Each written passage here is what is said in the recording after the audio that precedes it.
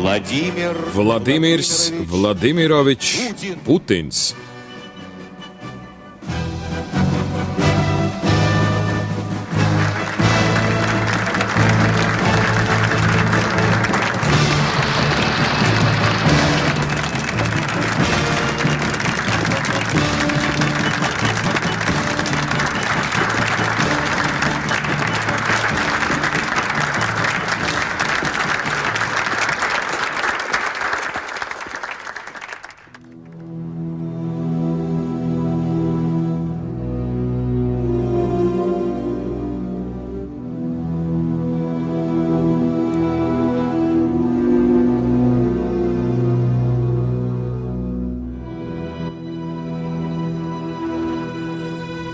Otrais Čečenijas karš – 120,000 upuru.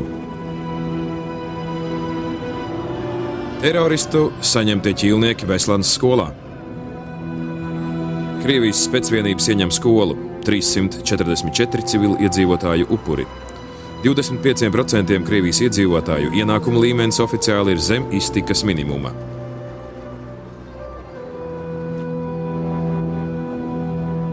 $350 miljardi ik gadus tiek pasniegti kukuļos.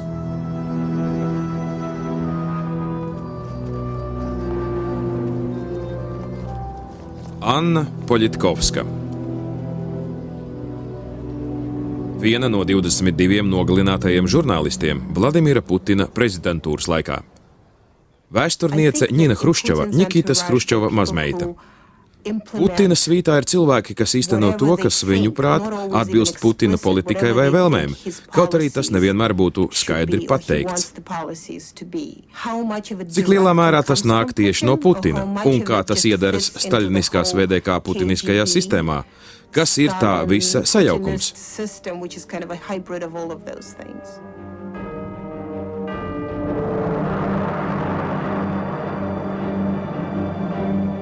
Putina sistēma.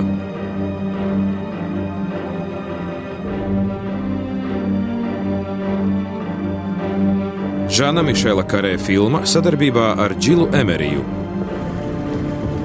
Pirmā daļa – no VDK līdz Kremlim. Grigorijs Javlinskis, Demokrātiskās partijas Jabloko līderis. Viens mērķis ir atjaunot Lielkrieviju un valdīt tajā. Tas attaisno visus līdzekļus. Kāru Čečenijā, intrigas Ukrainā, manipulēšanu ar dabas gāzi, visu oponentu nostumšanu malā, kontroli pār plašsaziņas līdzekļiem, īpašās attiecības ar Irānu. Jebko. 2000. gada martā mazpazīstams bijušais VDK cilvēks Vladimirs Putins tiek ievēlēts par Krievijas prezidentu. Kādas domas rosās prezidenta galvā kāpjot pa šīm kāpnēm uz cara troni? Vai viņš domā par rotaļāšanos Ņevas krastos Ļeņingradā pilsētā, ko tagad atkal dēvē par Sanktpēterburgu? Tad, kad viņš bija bandas vadonis komunālo dzīvokļu mājā, kur viņa ģimene mitinājās divās istabās? Vai viņš iztēlojas tādus savus jaunības varoņus kā Juriju Gagārinu, sajūt caru klātbūtni, kuru ēnas joprojām mājo šajās sienās? Vai viņa prāts ir pievērsies uzdevumam, ko viņš pats sev nospraudis? Lai ko tas maksātu glābt Krieviju no haosa, kādā to atstājis viņa priekšgājējs Boris Jeļcins?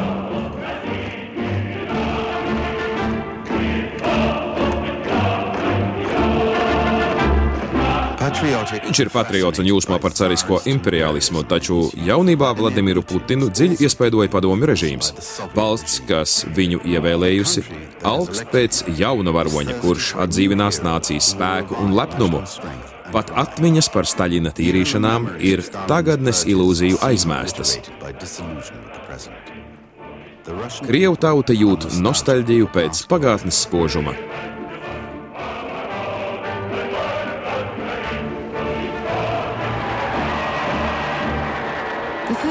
Pirmais solis pretim Vladimira Putina nākotnē bija viņa kaislība uz slepenajiem dienestiem.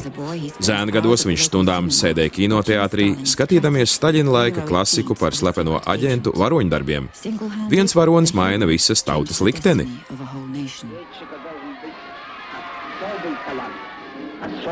Spiegam ir vajadzīgs īpašs talants, īpašs deguns, īpaša acs un naids. Ir ļoti jāmīl sava dzimtene. Cik jūtelīgi. Viktors Borišenko, klases biedrs. Kādu dienu viņš atnāk pie manis un prasa: paklau, kā var iestāties tajā organizācijā? Kāds mans draugs grib tajā darboties? Mana brāļa draugs tur strādāja. Es teicu, kā noskaidrošu. Vera Gureviča, Putina vācu valodas skolotāja. Es pamanīju, ka viņš visu sāka turēt aiz atslēgas. Galds bija gluži tukšs, tikai dienas avīze. Es nobrīnījos, nes kur gan jauns cilvēks strādā, ja kļuvis tik kārtīgs. 16 gadu vecumā Vladimirs Putins pieklauvēja pie VDK galvenās mītnes durvīm un lūdz uzņemt sevi tās rindās. Viņam pavēsta, ka VDK paši izlēma, ko un kad piesaistīt. Tomēr viņam iesaka mācīties valodas un tieslietas. Vladimiram Putinam ir 23 gadi. Viņš mācās juridiskās augstskolas 4. kursā, kad VDK ar viņu sazinās. Oļegs Kalugins, bijušais VDK vadītājs, Amerikas pilsonis. Putina kungs pieder pie tās krievu paaudzes, kas iesaistījās VDK 1975. gadā. Lieliski zinādami par Staļina noziegumiem, par valsts drošības komitejas lomu manas valsts dramatiskajā pagātnē. Ljubļanka, VDK galvenā mītne Maskavā, 1976. gads. Kad Putins pievienojas VDK, tās vadītājs ir Jurijs Andropovs, kas pēcāk nomainīja Leonidu Brežņevu valsts galvas amatā. VDK Andropovam nozīmēja valsts eliti un palīdzēja viņam vadīt valsti ar dzelzs dūri, vajājot politiskos disidentus. Tomēr Andropovs saprata, ja PSRS grib turpināt pastāvēt, tās ekonomika ir krasi jāmaina. Andropovs pārņēma varu. Viņš lēnām pakāpeniski un pēcāk ļoti enerģiski sāka atdzīvināt valsts drošības komiteju kā galveno varas institūciju. Patiesībā Andropova vadībā VDK kļuva tikpat varena, cik Staļina laikā. Andropovs vairs necentās nogalināt režīma ienaidniekus. Taču disidenti, ko viņš vajāja un ieslodzīja psihiatriskajās klīnikās, to nav nec aizmirsuši, nec piedevuši. Vladimirs Bukovskis, bijušais disidents Londonā. 80. gadu sākumā padomju vara saprata, ka tā piedzīvo dziļu struktūrālo krīzi. Andropovs jūta, ka ir nepieciešams zināmas pārmaiņas, citādi valsts draudēja sabrukt. Tas tika veikts slepeni. Netika paziņots atklātībai, bet darīts paklusām. Viņi izstrādāja perestroikas politiku, ko vēlāk mantoja Gorbačovs. Šodien Putins joprojām apliecina cieņu savam skolotājam. Jurijs Andropovs, pats to nezinot, ir nodevis savu vīziju par valsti un ekonomiskos mērķus Vladimiram Putinam, ietekmējot viņa politiku. Putina portrets tagad atrodas privātā restorānā Ljubļankā, agrākās VDK galvenajā mītnē Maskavā, kopā ar bijušajiem priekšsēdētājiem Juriju Andropovu, čekistu Feliksu Dzeržinski un bēdīgi slaveno bendi Staļina tīrīšanās Lavrentiju Beriju. Putins ir viņu visu lepnais mantinieks. Viņš ir cilvēks visai tautai, gan pagātnē, gan nākotnē. Ir ļoti grūti šķirt viņā visus tos strāvojumus, kas padara viņu par diženu cilvēku. Vai par diženu prezidentu valstī, kas ir apsēsta ar savu diženumu un tēlu. Man šķiet, Putins brauc ar Hruščova 1956. gada mašīnu. Tā ir zīme. Sabiedriskajās attiecībās tas nozīmē, es braucu ar viņa mašīnu, esmu viņa politikas mantinieks.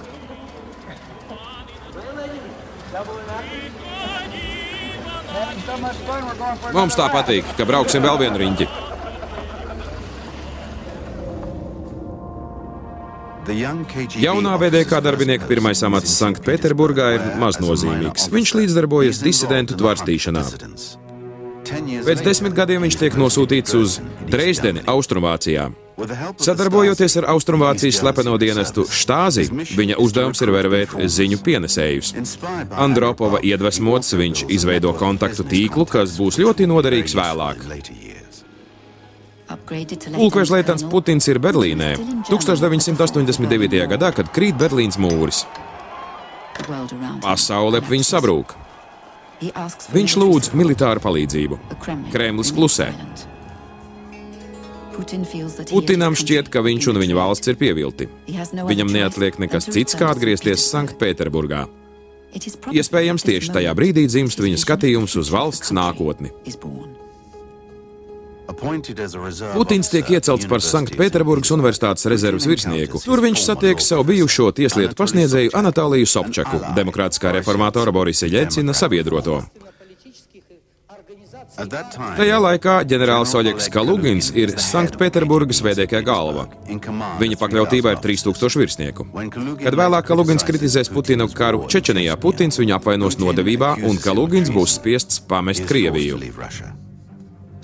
Sobčaks, viens no pirmajiem reformatoriem Krievijā, teica: Oļeg, es meklēju kādu VDK cilvēku Sanktpēterburgā, uz kuru es varētu paļauties. Vai tu varētu man kādu ieteikt? Tāpēc, ka es nezinu jūsu iestādi un saprotu, ka nevar kļūt par pilsētas mēru, ja man nebūs draugu saiknes ar VDK.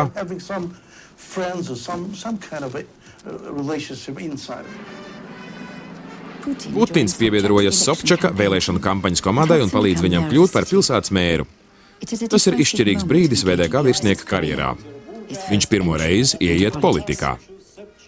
VDK ir vajadzīgi iekšējie ziņotāji. Putins kļūst par saikni starp organizāciju un Sobčaku. Jurijs Felštīnskis, vēsturnieks, grāmatas Krievijas spridzināšana autors. Viņu vēlme bija atklāt cilvēkus, kas spēlēs nozīmīgu lomu Krievijā nākamajos 5, 10, 15, 20 gados un norīkot ap viņiem pietiekami daudz VDK darbinieku. Lai tad, kad viņi pārietu nākamajā pozīcijā, VDK cilvēki paliktu viņu tūmā. Tā tiek nodrošinātas sistēmas. Šai gadījumā VDK sistēmas veiksmīga darbība. Tieši tā tas ir gadījumā ar Vladimiru Putinu. Putins ir saradis ar VDK varas stratēģiju, slepenību, vērošanu un izzināšanu, neatklājot personīgās vēlmes. Visā viņa karjerā tā būs viena no viņa paša sistēmas atslēgām.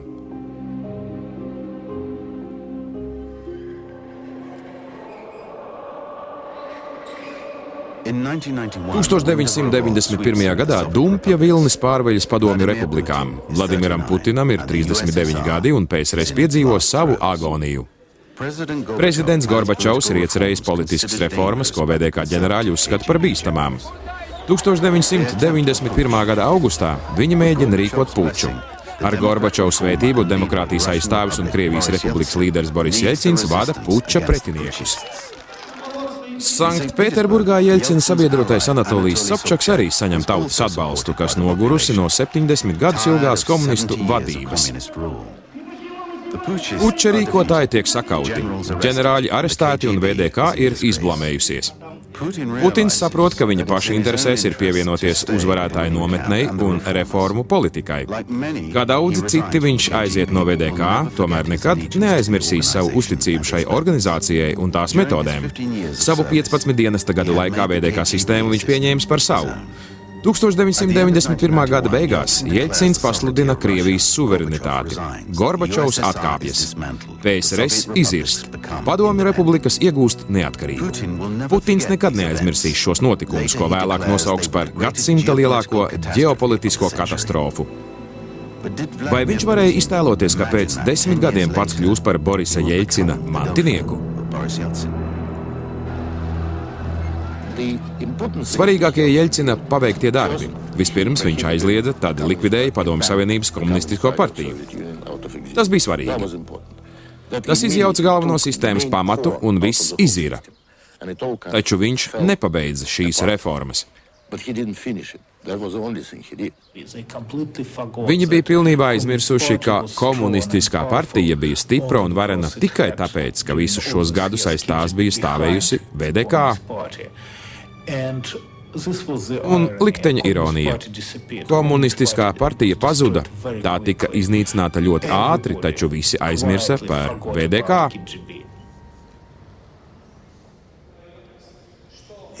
Kā mēs zinām, Sanktpēterburgā Putins bija atbildīgs par starptautiskajām attiecībām, un tajā postenī viņš darbojās kādu gadu. Vēlāk Sobčaks viņu paņēma par mēra palīgu, un te viņa uzdevums bija vadīt privatizācijas procesu. Tā bija ārkārtīgi ienesīga vieta ar daudziem tumšiem darījumiem.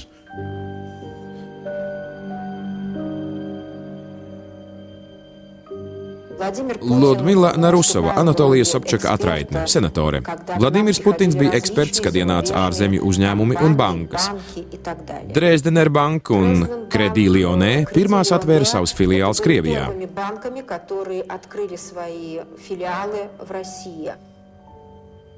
Briesmīgajā 1991. gada ziemā Sanktpēterburga bija uz bada robežas.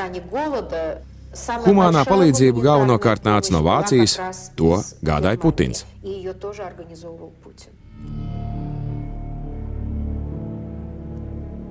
Putins izmanto savus Vācijas paziņas, lai veidotu bartera sistēmu. Ieviešot eksporta licences, viņš maina naftu pret pārtiku. Iespējams, viņš jau apjautis, ka enerģija ir svarīgs varas rīks. Marina Salja, bijusī Sanktpēterburgas pilsētas domniece. Firmas, kas saņēma licences, bija fiktīvi uzņēmumi. Licences izdeva pats Putins.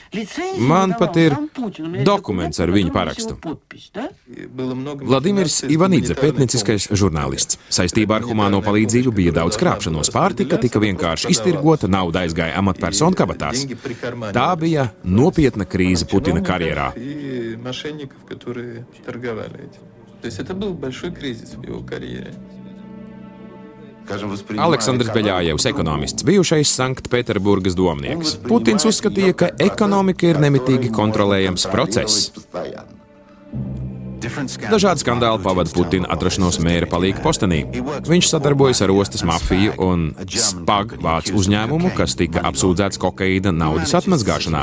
Viņš vada pilsētas kazino, kā ieņēmumu izkūp gaisā, piešķir naftas monopolu pilsētā kādam draugam. Tomēr laika ir grūti, un Putins nav vienīgais, kas izmanto organizētās noziedzības tīklu. Viņš ir atbildīgs arī par tiesību sargātājiem, var darīt kā vēlas. Viņš uztver savu varas pozīciju ārkārtīgi nopietni. Ja noziedznieki uzbruk varai, tie ir pienācīgi jāsoda. Miliča pienākums ir reaģēt nekavējoties un bargi, pat nežēlīgi. Tikai tā ir iespējams izbeigt noziedznieku bezkaunīgos gājienus.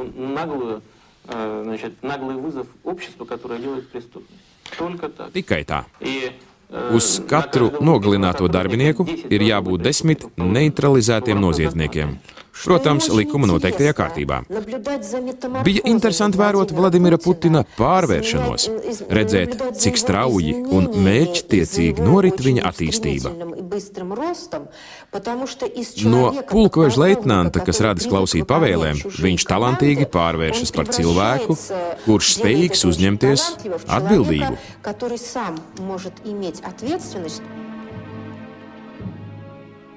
Sagadījās tā, ka stratēģiski viņš vienmēr bija pareizajā laikā un pareizajā vietā. Pie Sobčaka viņš strādāja stratēģiski un veica arī VDK darbu. Es uzskatu, ka viņa nemanāmība liecina par viņa izcilību, nevis viduvējību. Labi iekārtojies Sanktpēterburgā, mēra palīgs Vladimirs Putins savā komandā iesaista bijušos VDK virsniekus un jaunos liberāļus. Tajā pašā laikā bijušais Sobčaks sabiedrotais izcils jauns ekonomists Anatolijs Čubajs pievienojas Jeļcina valdībai Maskavā. Čubajs ietekmei palielinoties, viņš svarīgākos amatus piešķir kolēģiem no Sanktpēterburgas. Pēc dažiem gadiem Putins būs pirmais no tiem. Čubajs izveido privatizācijas sistēmu, kas skaidri nošķir padomju režīma ekonomikas likumus. Anatolijs Čubajs, valdības loceklis. Veselus 75 gadus Padomju Savienībā privāti īpašums bija noziegums. Noziegums. Tāpēc mums nebija privatizācijas pieredzes. Vienīgais veids to sākt bija saprast procesus sabiedrībā, saprast, kādas sociālās grupas iegūs šos īpašumus. Gorbačova prezidentūras pēdējos gados tika nolemts simulēt privātu biznesu. Dažādām komitejām tika dots norīkojums izvēlēties jaunus, enerģiskus, spējīgus cilvēkus, vienu gadu mācīt viņiem starptautiskās finanses, ekonomiku un vispārējo, un pēcāk ļaut viņiem privatizēt pēdiņās kādu ienesīgu uzņēmumu. Par to tiem jāparakstās, ka viņi rīkojas centrāla komitejas vārdā. Šie cilvēki kļuva par pirmajiem īpašniekiem un bija ieguvēji privatizācijas procesā. Šie jaunie biznesmeņi nolēma, ka nu viņi ir brīvi un paši sev noteicēji. Un uz kādu laiku viņi kļuva par tā sauktajiem oligarhiem. Tomēr oligarhi bija aizmirsuši savas morālās saistības, pārvaldīt īpašumus valsts uzdevumā. Tas viņiem būs jānožēlo. Tomēr pagaidām viņi vienā mirklī kļuva par miljonāriem. 1993. gada oktobrī Krievijā valda juceklis. Vienkāršie cilvēki saprot, ka viņi nebūs ieguvēji šajā privatizācijas sistēmā. Tomēr politiskās elites cilvēkiem šķiet citādi.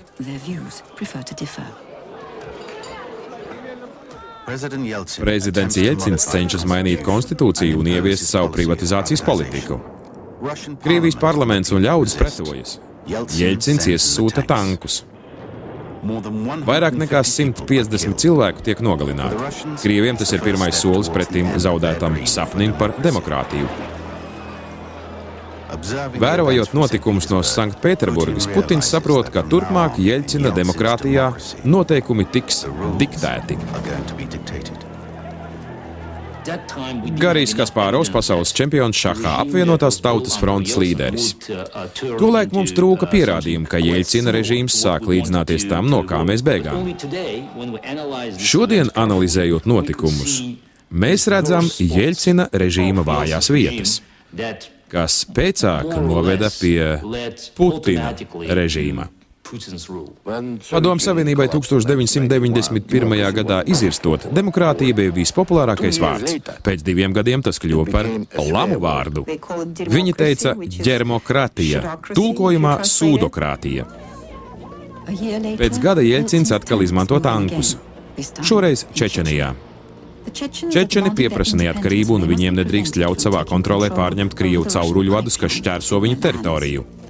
Pēc kara 2 gadu garumā un 80 000 upuru Čečenija panāk sev labvēlīgu miera līgumu. Krieviem tā ir kaunpilna sakāve. Putinam tas ir vēl kas ļaunāks. Jeļcins ir vainīgs noziegumā pret valsti. Čečenija ir Krievijas daļa. Čečeniju ir jāpiespiež padoties. Sanktpēterburgā Putins rīko Sobčaka atkārtoto vēlēšanu kampaņu. Jeļcins ir nodevis savus demokrātiskos pienākumus. Ja Sobčaks uzvarēs šajās vēlēšanās, Jeļcina bijušais sabiedrotais var kļūt par nopietnu sāncensi uz prezidenta amatu. Pēc Jeļcina pieprasījuma oligārhi atsakās palīdzēt Sobčakam finansēt kampaņu. 1996. gadā Jeļcins rīkoja cilvēku medības. Sobčakā viņš saskatīja oponentu, kas jānovāc no politiskās skatuves. Sobčaks zaudē vēlēšanās, un Putins ir saniknots par aizvien pieaugušo oligarhu politisko varu. Paziņojot par savu uzticību savam politiskajam labdarim, Putins atsakās strādāt jaunā mēra komandā. Viņa un Krievijas nākotne ir saistīta ar Maskavu. Pēc pabūšanas Sanktpēterburgas mēra palīga amatā un teju vai nokļūšanas cietumā par savu saistību ar organizēto noziedzību, viņš nonāca prezidenta administrācijā.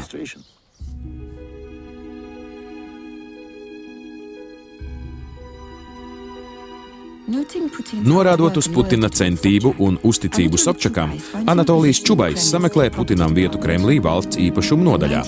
Līdz 1996. gada prezidenta vēlēšanām atlikušas dažas nedēļas, un Jeļcina bailes attaisnojas. Viņš ir zaudējis tautas uzticību.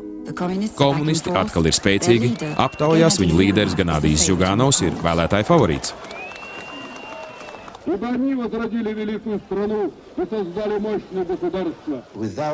Boris Berezovskis, oligārs trimdā. Bez politikas nevar aizsargāt savu kapitālu. Tie, kuri Krievijā pirmie kļuva bagāti, saprata, ka jāuzņemas politiska atbildība valsts nākotnes vārdā. Mēs jau tolaik jutām, ka Jeļcina reformas nespējas apturēt komunistus. Tāpēc mēs apvienojāmies, lai uzvarētu vēlēšanās.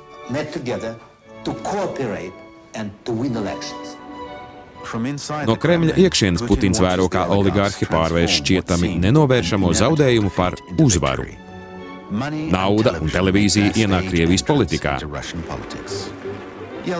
Jeļcins ieceļ Berezovski par valsts televīzijas galvu un finansē NTV privāto telekanālu, kas pieder miljonāram Vladimiram Gusinskim. Jeļcins kļūst par televīzijas caru. Televīzija kļūst par viņa atkārtoto vēlēšanu galveno ieroci. Krievijā televīzija nozīmē nevis filmas, bet politiku. Izmantojot šo svīru, mēs uzvarējām prezidenta vēlēšanās. Atkārtotu ievēlēšanu Jeļcins ir parādā oligarhiem, līdz ar to viņš ir kļuvis tiem par ķīlnieku. Trešo reizi kandidēt vēlēšanās viņš nevar, ir laiks domāt par politisko mantinieku. No 1996. gada pieredzes bija skaidrs, ka nākamajās prezidenta vēlēšanās vajadzēs divus galvenos ieročus. Krievijas telekanālu, kas atbalsta nākamo prezidentu, un uzņēmumu, kas finansiāli atbalstīs vēlēšanu kampaņu, un jauno kandidātu.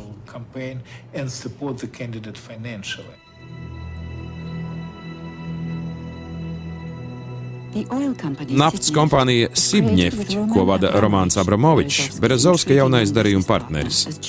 Valsts televīzija, kam priekšgalā ir Boris Berezovskis, kļūst par propagandas ieroci.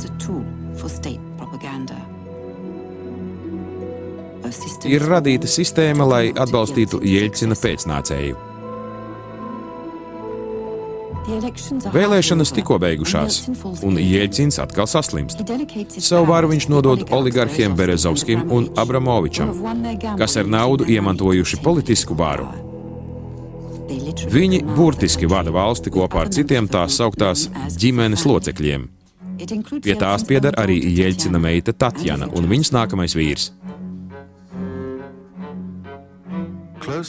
Būdams tuvu šai ģimenei, Anatolijas Čubajs turpina izvirzīt Putinu 2 gados 3 reizes viņu paaugstinot amatā.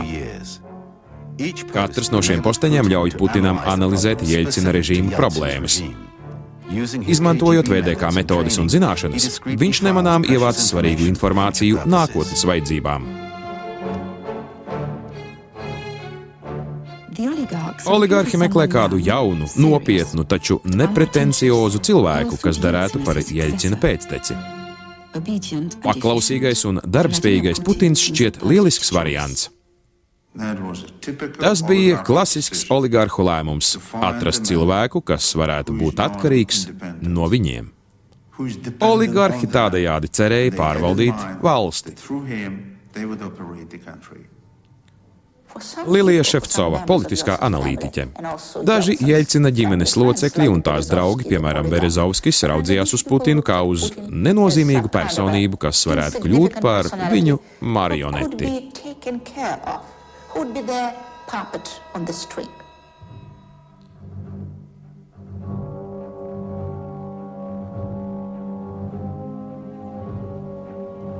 1998. gadā ģimene izvirzīja Putinu Federālā drošības dienesta bijušā VDK vadītāja amatā. Tas bija nozīmīgs un simbolisks solis viņa karjerā, iespēja pierādīt savu uzticību un sniegt svarīgus pakalpojumus režīmam. Šī māja man ir ļoti labi zināma. Tā ir Ārkārtīga uzticības izpausme no prezidenta un valdības puses. Lai arī Vladimirs Putins ir bijušais VDK pulkoža leitnants, viņš ir pirmā civilpersona, kas iecelta šajā amatā. Beidzot viņš ieņem savu skolotāja Jurija Andropova pirms 16 gadiem atstāto vietu. Oligarhi cerēja, ka Putins, kurš bija uzdienējies līdz pulkoža leitnanta pakāpei, nepārāk augstai pakāpei, nebūs tik uzticīgs FDD kā tās ģenerāļi.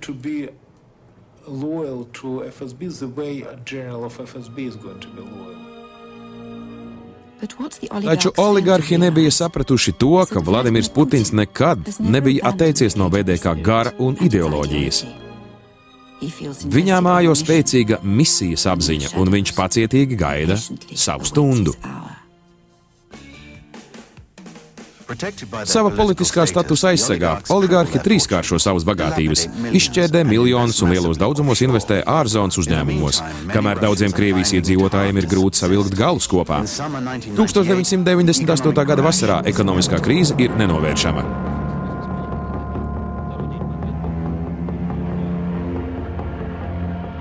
Jeļcinam ir vajadzīga droša roka, kas atjaunotu tautā ticību. Ar VDK saistīts premjerministrs viņam šķiet vislabākā izvēle. Pirmais padomiskais Jevgeņijs Primakovs šo uzdevumu uztver pārāk nopietni un paziņo, ka pieliks punktu korupcijai un oligarhus iesēdinās cietumā. Tauta līksmo. Jeļcins un ģimene ir norūpējušies. Drošs par tautas atbalstu Primakovs izliekas neko neredzam. Sev par palīgu viņš ieceļ jaunu ģenerālprokuroru Juriju Skuratovu.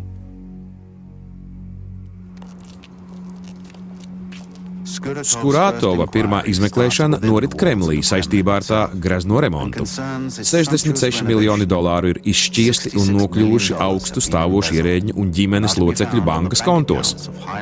Ģenerālprokurors ir iesoļojis bīstamā zonā. Jurijs Skuratovs, bijušais ģenerālprokurors. Izmeklēšana nebija sarežģīta, taču tiesas process gan, jo visā bija iejaukts Jeļcina kungs. Jeļcins nevarēja atlaist prokuroru, jo pēc likuma viņam nebija tādu tiesību, tāpēc viņš palūdzis Putina kungam, vai jūs kaut ko varat iesākt? Un Putins atbildējis, jā, protams, nav grūti.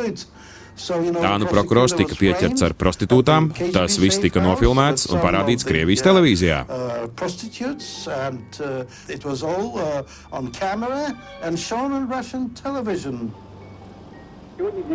Federālā drošības dienesta direktors Vladimirs Putins paziņoja, ka attēlos patiesi redzams ģenerālprokurors Jurijs Skuratovs.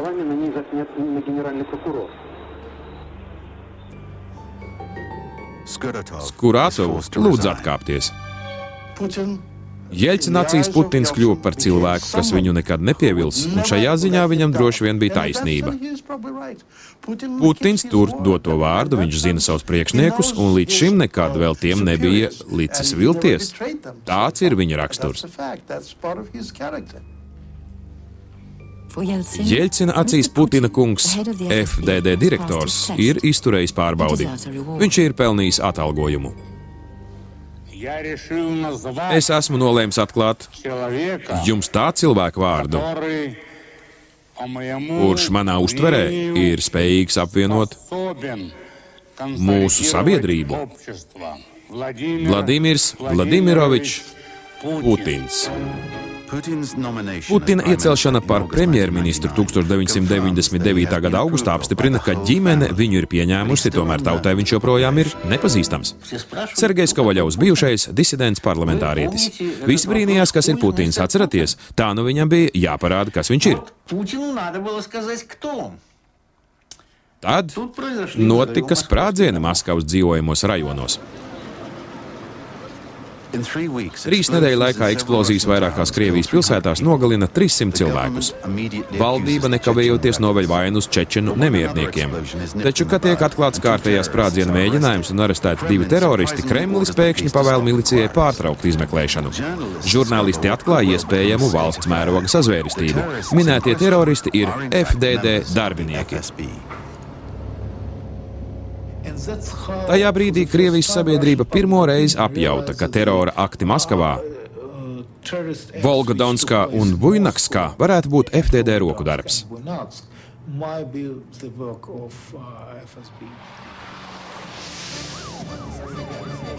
NTV, Vladimiram Gusinskim piederošais telekanāls, pārraida diskusijas sakarā ar iespējamo FDD klātbūtni sprādzienos, kur FDD darbinieki cits citu apvaino slepenā darbībā.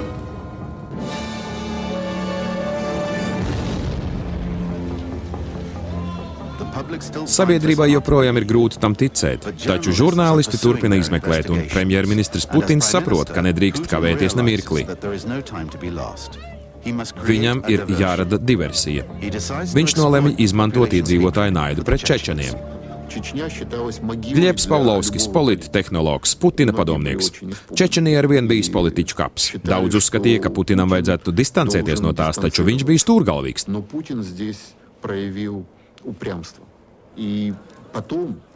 Un šī stūrgalvība nāca viņam par labu. Šos cilvēkus ir grūti nosaukt par cilvēkiem, pat par zvēriem grūti. Ja tie ir zvēri, tad traki. Sabiedrības vidusslānis sadusmojās. Putins reaģēja tāpat.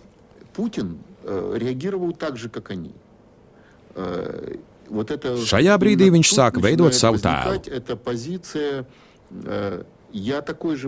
Esmu tāds pats kā jūs. Kaut gan esmu pie varas, tomēr tāds pats kā jūs. Mēs visur vajāsim teroristus, lidostās, ja vajadzēs toaletē. Kaut atejā. Jautājums ir izsmelts. Šajā brīdī Putins kļūst par Putinu. Iemanto savu runas stilu vieglumu valodā.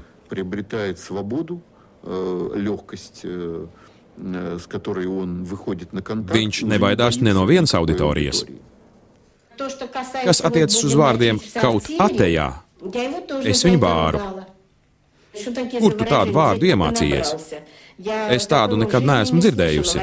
Viņš taisnojās, teica, es vienkārši neizturēju. Pēdējos 300 gadus daudzi krievi un viņu vadoņi tur ļaunu prātu uz čečenu bandītiem, kā viņi to sauc. Čečeni vienmēr atteikušies atzīt Krievijas kundzību. Staļins viņus deportēja tūkstošiem. Jeļcina miera līgumu tauta uzskata par pazemojumu. Nesenie sprādzieni ir provokācijas. Premjerministrs Vladimirs Putins gluži pamatot var uzsākt jaunu karu. Berezovskis lūdza sava telekanāla zvaigznei žurnālistam Sergejam Dorenko nodot savu politisko ziņu raidījumu Vladimira Putina rīcībā. Sergejs Dorenko, žurnālists. Viņš man bieži vien lūdza provocēt situāciju. Piemēram, kad tika pieprasīts, lai mūsu armija ieietu Čečenijā, viņš teica, pasakiet to ēterā. Es atbildēju, es pateikšu, tik gribēju, lai jūs pateiktu. Putins gribēja, lai es pasaku, lai varētu redzēt tautas reakciju. Caur mani viņš gribēja sajust, uztaustīt cilvēku noskaņojumu.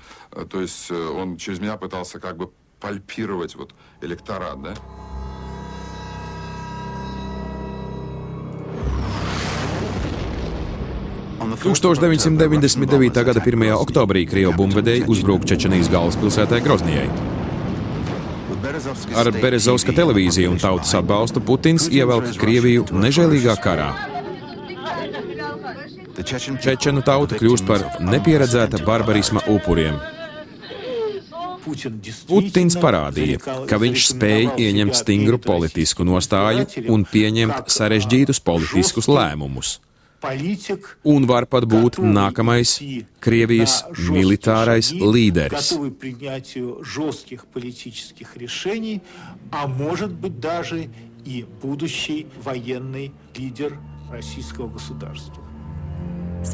Apmierināta ar viņa uzvedību, ģimene nolēma dibināt Putinam politisko partiju, ko vadīt nākamajās parlamenta vēlēšanās.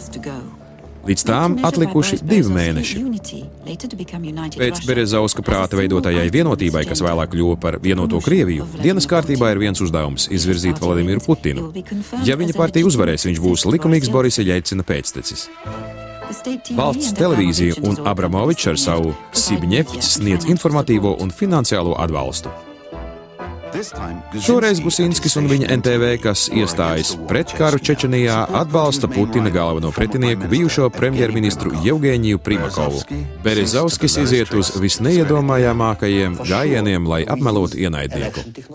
Mēs izmantojām Krievijai raksturīgu vēlēšanu tehnoloģiju. Mēs izmantojām plašs saziņas līdzekļus, turklāt ne jau tik maigā formā, kā jūs to darāt rietumos, ļoti spēcīgā un smagā veidā. Jevgeņijs Kiseļovs, bijušais NTV direktors.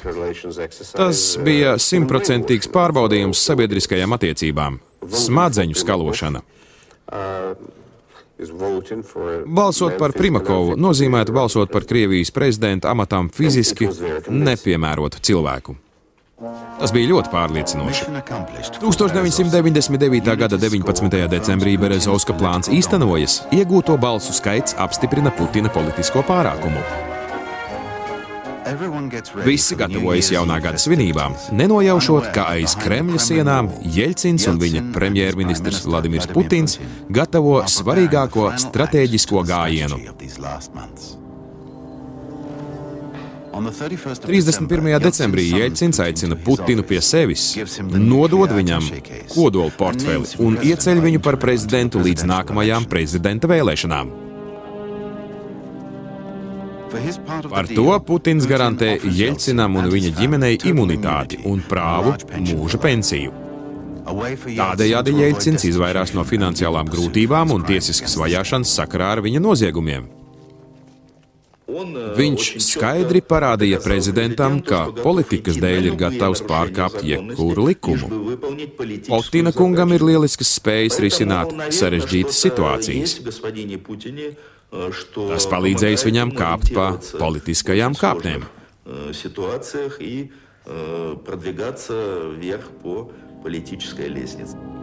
Taču Jeļcins iespējams nesaprata vienu. Putins ir uzticīgs savam uzdevumam, nevis tiem cilvēkiem, kuriem viņš kalpojas. Putina uztverē Jeļcins ir vainojams Padomju Savienības izjukšanā, Pirmā Čečenijas kara zaudēšanā un Krievijas pašdestrukcijā. Svarīga bija reizi par visām reizēm nostumt viņu no politiskās varas skatuves. Šodien es pēdējo reizi vēršos pie jums kā Krievijas prezidents. Es aizeju. Vecgada vakarā ļaudis drūsmējās Lielajā teātrī, lai paskatītos uz Jeļcina pēcteci. Taču velti. Prezidenta loža paliek tukša. Putins nemirkli nezaudē, rādot savas prioritātes.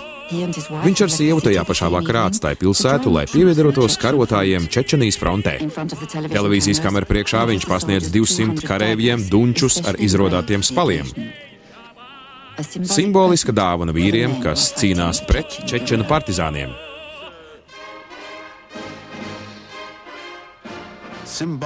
Simbolisks ir arī Putina ieliktais pamatakmens prezidenta vēlēšanu kampaņā.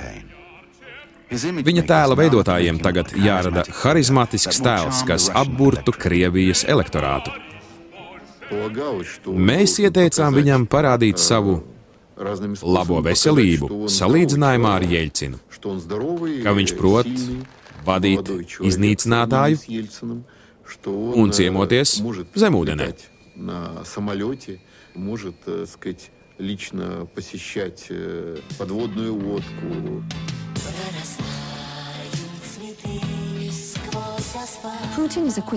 Putins mācās ātri. Viņš iemācās, kā izturēties sabiedrībā. Ir lāga puisis un perfekts džentlmenis. Viņš pat prot smaidīt. Radiostacijas saņem tūkstošiem vēstuļu no sievietēm, kuras apbūris jaunais krievu varonis. Tomēr dažas detaļas vēl jānospodrina. Es viņam teicu, tava gaita nepiestāv prezidentam, tev jāpiestrādā. Nevajag gāzelēties no vieniem sāniem uz otriem. Viņš teica, jā, mājnieks saka, es staigājot kā pingvīns. Vēl ļaunāk es teicu, trenējies minūti katru dienu, un nu viņš staigā pavisam citādi. Tomēr mēs joprojām ar to strādājam.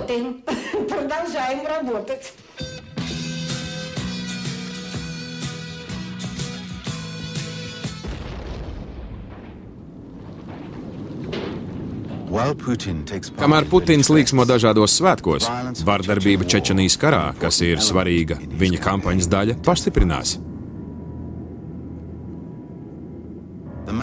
Slaktiņš Čečenijā neliedz pareizticīgai baznīcai atbalstīt Putinu. Neskatoties uz padomju laika represijām, reliģijai joprojām ir spēcīga loma tautā. Putins, būdams vienkāršas izcelsmes cilvēks, visiem atklāja, ka joprojām nesā alvas krustiņu, ko māte viņam dāvājusi kristībās. Oļigs Gordijevskis, bijušais slepenais aģents. Viņš ir reliģios, sūdz grēkus pašam patriarham. Patriarhs pats 40 gadus ir bijis VDK aģents. Un kas ir patriarha priekšnieks? Ģenerālis Patruševs, VDK galva. Patriarhs visu izstāsta Patruševam, un nākamajā dienā Patruševs dodas pie prezidenta un visu pavēstu tam. Visīstākais joks. Viņš sāka izpatikt visiem. Viņš piesaistīja reformistus, liberāļus, demokrātus, nacionālistus, krievus un musulmaņus. Daudzi viņu uzskatīja par savējo, par vienkāršu cilvēku no ielas.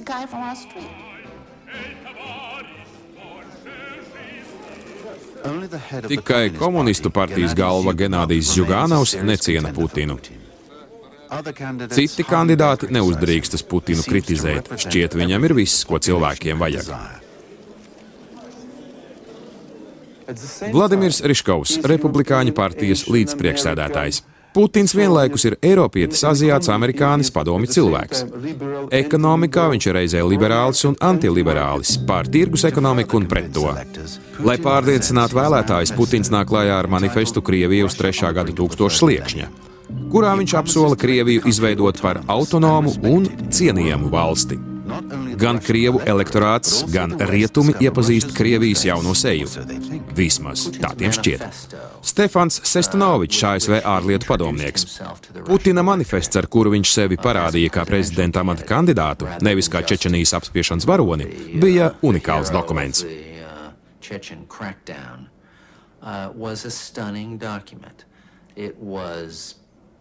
Teksts bija samērā liberāls. Tajā bija Krievijas iestāžu attīstības vīzija, kas cilvēkiem lika domāt, kā Putins ir rietumniecisks cilvēks. Rietumu politiķi maldās. Putina politiskie ieskati atšķiras no rietumnieciskā. Viņš sola reformēt tiesu sistēmu un valsts iestādes, taču tāpat viņš runā arī par regulētu demokrātiju un varas vertikāli. It nemaz nešauboties, viņš apvieno pretējas vērtības - liberālismu un etatismu, demokrātiju un diktatorismu. Gan Krievijā, gan ārpus tās ļaudis viņā saredz cilvēku, kurš apturēs politisko un ekonomisko haosu Krievijā. Šīs vēlēšanas ir 1996. gada vēlēšanu atkārtojums. Ja Zjuganovam vēl bija izredzes pret vārgulīgo Jeļcinu, šoreiz viņš ir zaudējis jau sākumā. Putins viņu graciozi izmanto kā treniņu partneri, lai nodrošinātu savu uzvaru. Tajā laikā bija kāds labs joks. Lapsi jautā Vārnai: Tu balsos par Putinu? Vārna neatbild, jo baidās zaudēt sieru, atverot knābi. Atbildi man, vai tu balsos par Putinu? Jā vai nē? Jā, saka Vārna. Un siers viņa izkrīt no knābja. Laps aizskrien ar sieru. Vārna skumīgi sēž zarā un apcer. Un ja es būtu teikusi nē, vai kaut kas būtu mainījies, tolaik tā bija tipiska Krieva attieksme. Kāda bija izvēle? Komunistu līderis Zjuganovs vai VDK pulkožleitnants? Vai tā ir izvēle? Vai tās ir īstas vēlēšanas? –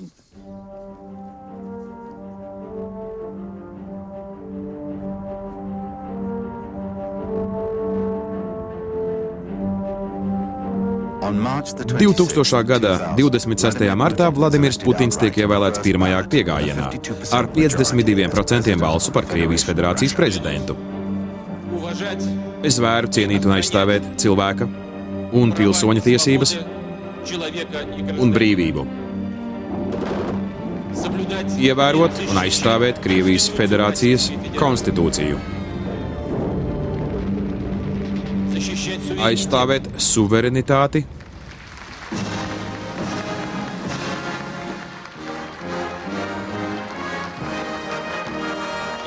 un neatkarību. Ar šiem ceremoniālajiem vārdiem Vladimirs Putins, VDK cilvēks, nav aizmirsis savu pusaudžu gadu sapni un uzdevumu atjaunot Krieviju tās agrākajā varenībā. Lai izkļūtu no Jeļcina atstātā hausa, viņš plāno attīstīt valsts stratēģiskos resursus - naftu, dabasgāzi, plašsaziņas līdzekļus, citus rūpniecības veidus, militāro varenību un atdzīvināt nacionālo lepnumu Krievijas iedzīvotājos. Viņš nemanāmi ir pārvarējis visus pakāpienus līdz tronim, un tie, kuri viņam palīdzējuši īstenot uzvaru, ir pārliecināti, ka viņš turpinās būt marionete viņu rokās. Prezidentam Putinam priekšā ir 4 gadi. 4 gadi, lai parādītu savu patieso uzticību. 4 gadi, lai mainītu Krievijas seju. Nākamajā sērijā no Kremļa līdz VDK. Filmu demonstrēšanai sagatavojas Latvijas televīzija, tulkojusi Aija Rozentāla, redaktore Laura Hansone, ierakstu režisore Inta Vitkus, videoinženieris Juris Krišānis, lasīja Dainis Porgans.